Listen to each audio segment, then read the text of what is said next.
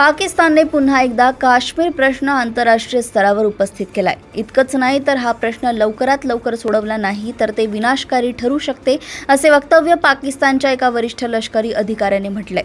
जम्मू काश्मीर येथील पहलगाममध्ये पर्यटकांवर झालेल्या दहशतवादी हल्ल्यानंतर दोन्ही देशातील संबंध अजूनही तणावपूर्ण असताना पाकिस्तानने हे वक्तव्य केलंय। सध्या भारत आणि पाकिस्तानमध्ये काश्मीरचा मुद्दा देखील अतिशय ज्वलंत प्रश्न ठरतोय। पाकिस्तानच्या जॉईंट चीफ ऑफ स्टाफ कमिटीचे प्रमुख जनरल साहिर शमशाद मिर्झा यांनी शनिवारी संध्याकाळी सिंगापूरमध्ये आशियाचा प्रमुख संरक्षण मंच शांग्री-ला डायलॉगमध्ये हे भाष्य केलंय।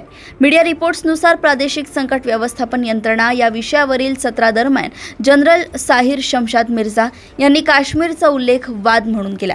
या मुद्द्यावर आंतरराष्ट्रीय हस्तक्षेपाची आवश्यकता असल्याचं म्हटलं जातंय। यावेळी त्यांनी अशा देशांचाही उल्लेख केलाय जे मध्यस्थीची भूमिका बजावू शकतात। यामध्ये अमेरिका, ब्रिटन, सौदी अरेबिया, चीन, तुर्की आणि संयुक्त अरब अमिराती यांचा समावेश आहे।